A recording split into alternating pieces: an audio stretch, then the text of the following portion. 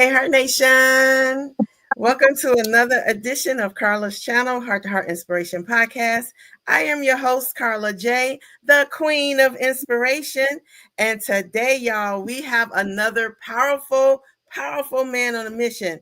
And y'all, he been busy today. Give him a little slack, okay? He has been so busy today. On the line, we have the powerful man who is running for Atlanta mayor, and we're going to get to know just a little bit about him. So, with no further ado, welcome to the stage, Eddie Meredith. Yay! Hey, Eddie, how are you?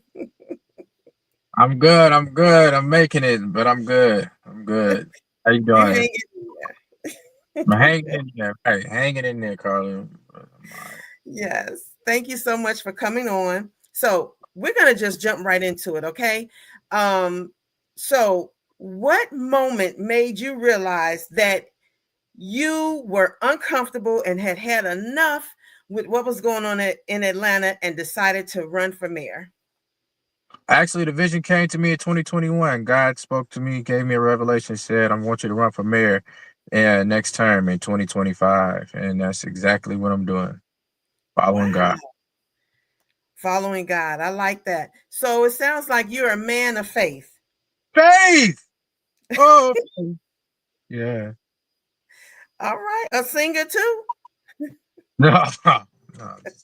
Grew up in a Baptist denomination where they believed in a lot of singing and hooping. Oh yeah, yeah. Yes, yes.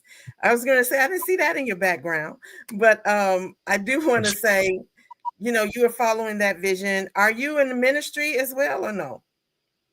I am doing God's work in the community as a community outreach. So I do a lot of feeding and the homeless, help people sign up for health insurance, also housing supports, rental assistance, and we do a lot of rehabilitation. So getting people off substance abuse and dealing with people that have mental illnesses, mental Oh, issues. wow. That's heavy. That's good work out there. Good kudos to you. So while you were waiting, this is a live Q&A, in the chat, but I had the people put in the chat the questions that they have for you. So you are a man of the people, right? You like to hear from the people. So here's some of the questions they got. Have you Oh, held uh, have you held a public office before? no, I have not. Is running for this office, and I know you may have people who doubt you, people who believe in you. What Yes, keeps you motivated? believe in me, you are absolutely right. You say, what keeps you motivated when they say, "Oh man," or did people even say that? Your family, your friends, "Oh man, you kidding, right? You ain't got no chance." What do you say to that? Or maybe everybody said, "You got this. We want that man out of here." Tell us about it. Oh, it's real easy, Carla, and it's not even that complex. God keeps me motivated.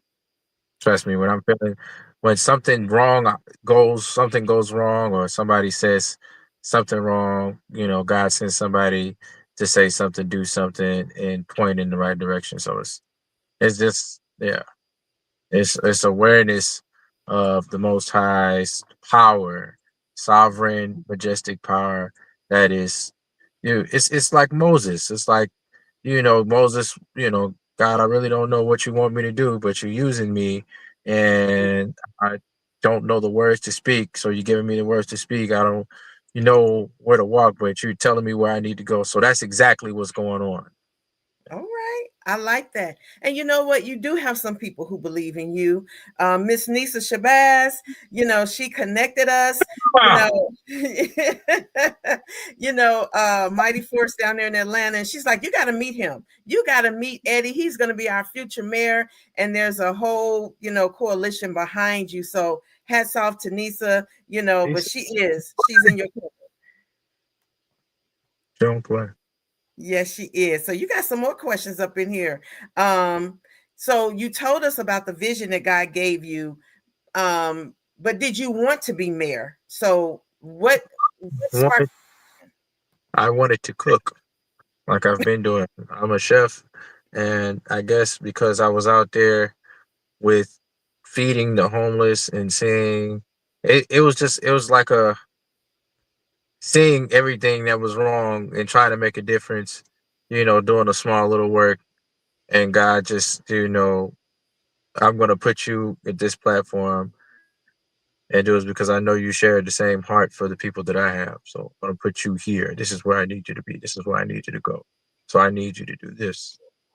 Hmm. And I don't want to be like Jonah, where a whale swallows me up for not doing what God supposed tells me to do. So I'm not You want to be obedient.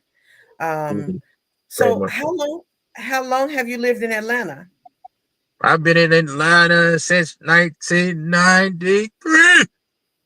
I was born in California. Born and raised in Atlanta? I was raised in Atlanta. I was born in Oakland, California. I was raised in the Fourth Ward. Okay.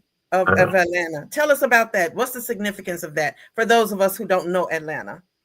so Fourth Ward was in 1993 was a community that was plagued by drugs, violence, broken systems, a lot of poverty.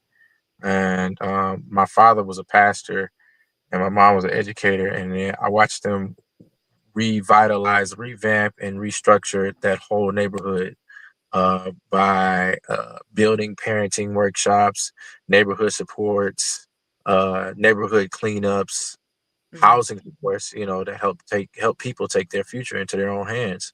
And so that was like the model of empowerment. And it seems like that model is needed very much so today. Okay.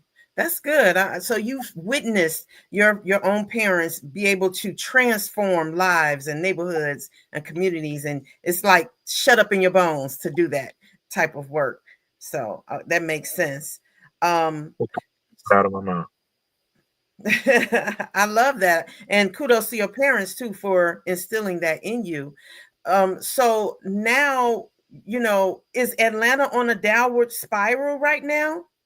Atlanta is on a downward spiral, but portrayed like on an upward spiral. Hmm. It's like a false narrative that's happening.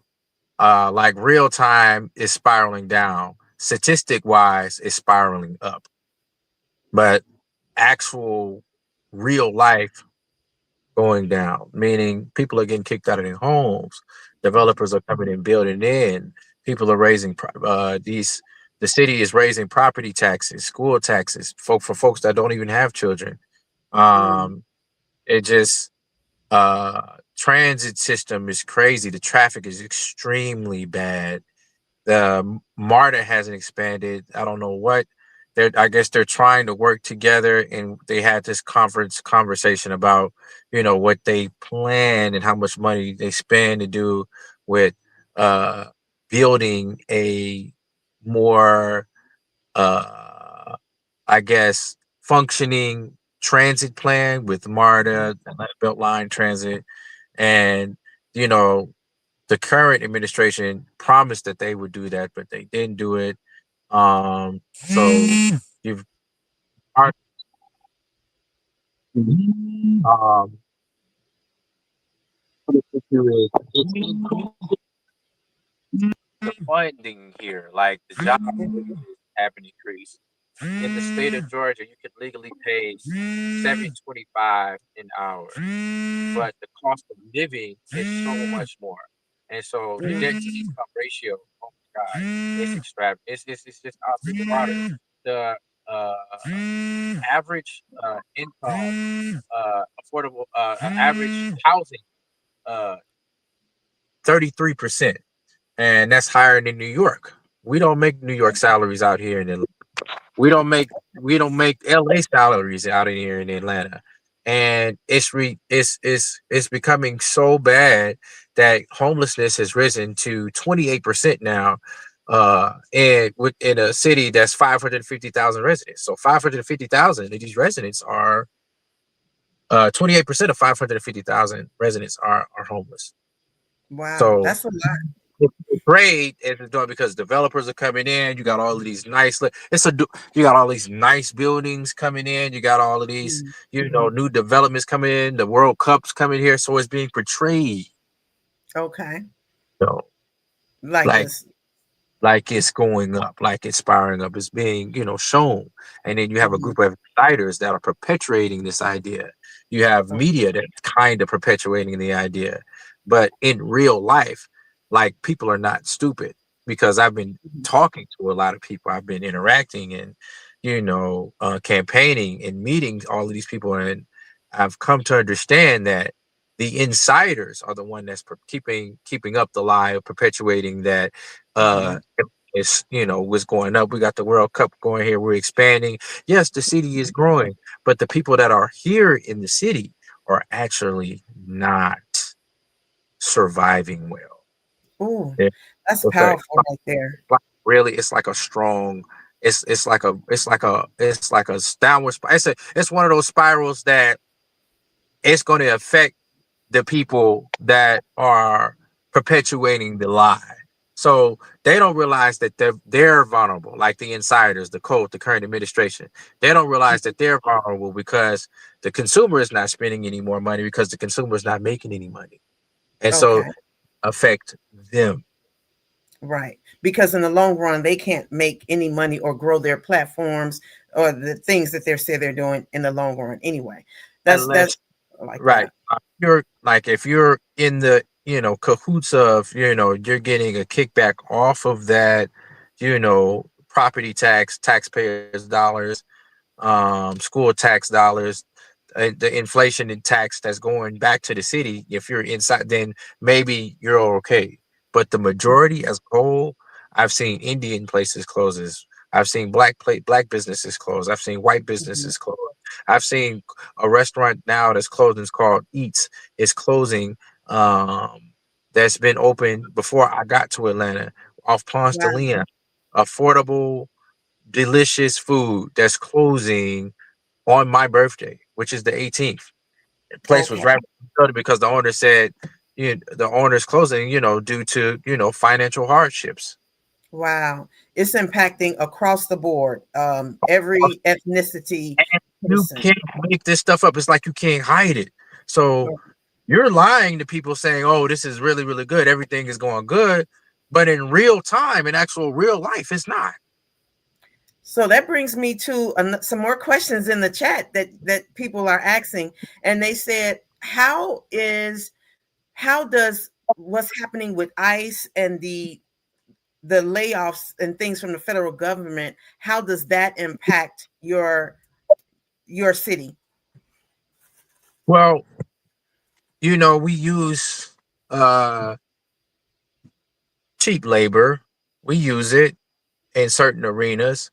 But when that labor force is gone and we have to rely on ourselves, Mm, then we're kind of in trouble. And mhm. happens with ICE, and them, Are they getting in your city? Is uh, ICE or the National Guard in Atlanta?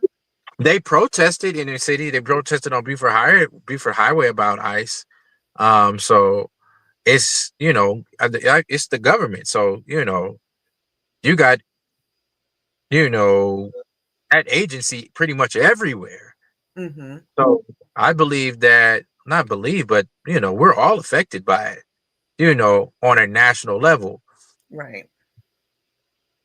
what the city of Atlanta can do for the city of Atlanta residents is protect them with tax allocated deductible funds that the city gets to give back, but I don't. They're not. They used it to turn affordable. They invested it back into developers. Um, Cop City facility that they just built for $110 million. And then I guess they pushed the rest. They put most of it back into their pocket. You know what I mean? Wow. And so, Um, some $110 million alone could have helped with the affordable housing. You know what I that's mean? a lot. You said Cop City. What does that mean? It's like okay, so it's a facility. the city of Atlanta spent $110 million to build a facility for law enforcement. Well, the facility is already here, so how can we use that to reduce crime? Because crime has only been reduced like in real time. Well, statistically, by the statistic, is what 3%. So now, how do we make that in real time? Because there's still crimes happening. Mm-hmm. Guns are not being regulated. There's still homicidal crimes. There's still hit and runs. There's still robberies going on. There's still break-ins, people's cars getting, what I'm saying? It's still crime that's happening. Mm-hmm. So, how do we stop that? How do we do that? You know what I mean? So the facility that they built, you could actually use it since there's a lot of young crime going on. Mm. That that facility could kind of be used for a boot camp for like kids who can't be like reached. You know what I'm Okay. saying? That can't be helped. They can kind of use it to rehabilitate children that are just so far gone mentally, that they feel like they have to kill, steal, and destroy in order to survive. That Yeah. facility can be used as kind of like as a rehabilitation center, Mm. or I like like a that. haven for like foster kids who are like in the system, and that are struggling with nobody caring about them. So Mm-hmm. um, but I don't think that's on their agenda. But that's just It would something be that I on yours, though. It would be this on your agenda. would definitely be on my agenda. So that's a plan. That's something that I see. Okay, y'all already put it here under this current administration. So how can we use this, this building, this place, to actually, save our children in real time, save our youth and young adults that are committing crimes, and our children that are part of Mm-hmm. the system, that are going into the system, that are getting locked up, that are getting put behind bars, you Right. know, and victims. How do we protect them? I You like got that. you got a facility out there. It's got a bunch of land, a bunch of acres. Nice. Yeah, You could do yeah, something with it. yeah. Huh? You could do something with it. Do some A lot of things you could do with it. a lot of things. Yeah, a I lot of like things. that. I haven't heard that type of perspective before, and the chat is blowing up. Inspiration Nation says, congratulations, sir. Rich checking in from Vegas. Doris, she says, welcome, Eddie, and congratulations on your next step. Ryan has a question. There's I am good at beats. Hey, Heart Nation. Hello. And then a question for you. What makes you worthy of the people's vote for them to vote for you for mayor? Man, if you ask me, I'm not perfect. God put me here.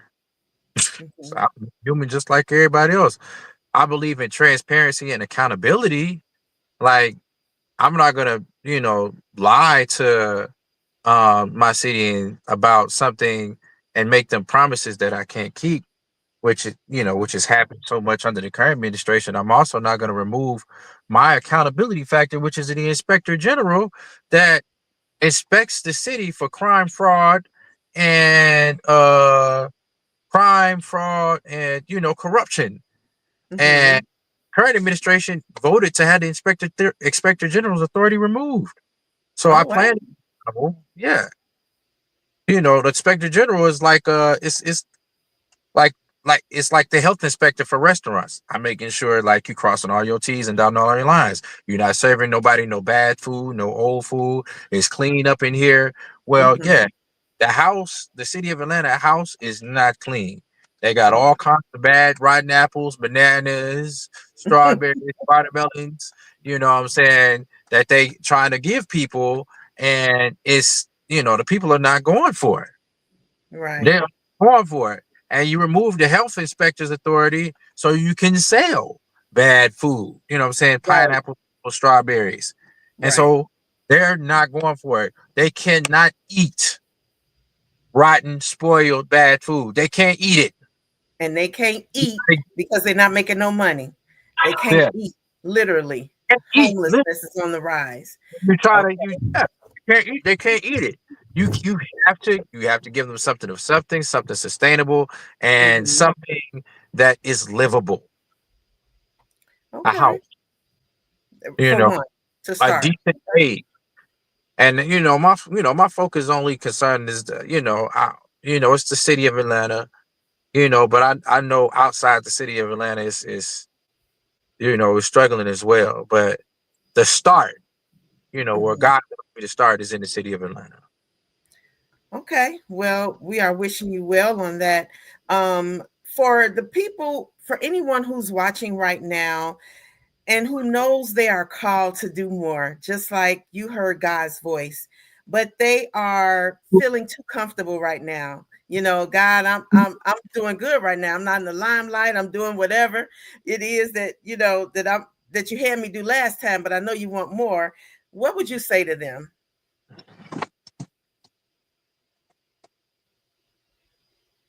So sorry, my phone is on 1%. Jesus, It's just the devil. absolutely.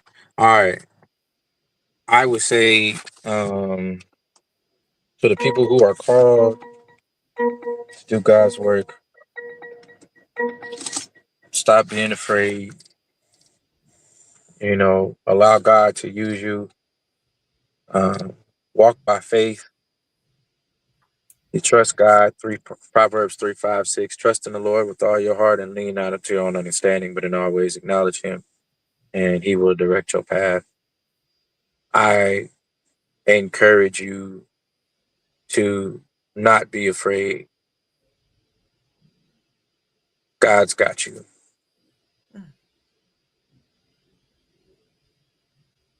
I like that. To God's got you. it's been many roadblocks that I've ran into, but God has a way of rerouting you to get to your direction. The devil may put roadblocks, Satan may put roadblocks in front of you, but God has a way of building a bridge over those roadblocks.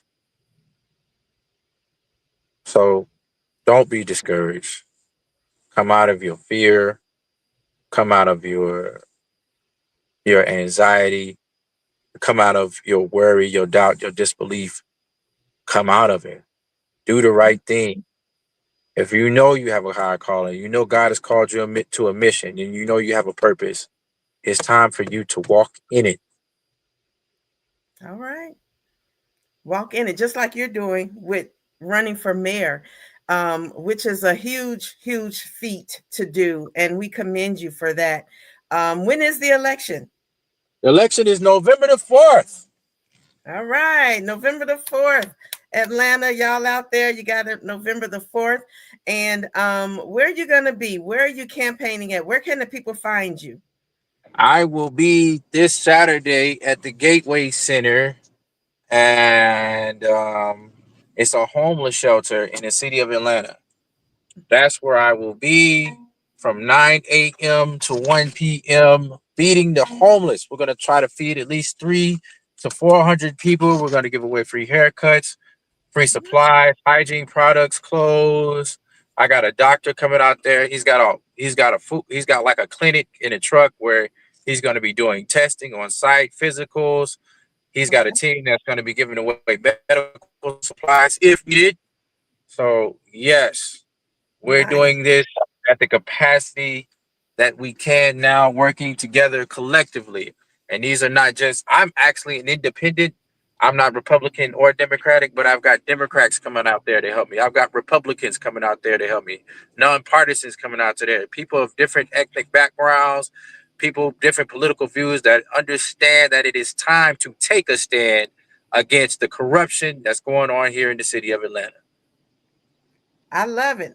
That wraps it up right there. I think I heard a little fire from you just then talking about that. I heard some fire.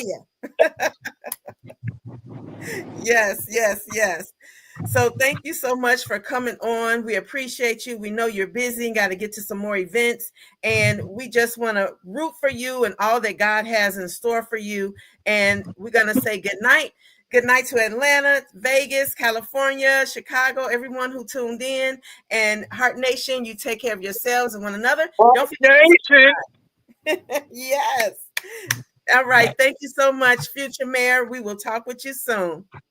All right. Thank you for having me, Carla. I really appreciate it. Yes. Thank And we'll have you back on after you win. you. All right. I Take hear care. that. Yes. All right. Talk to you later. Bye bye.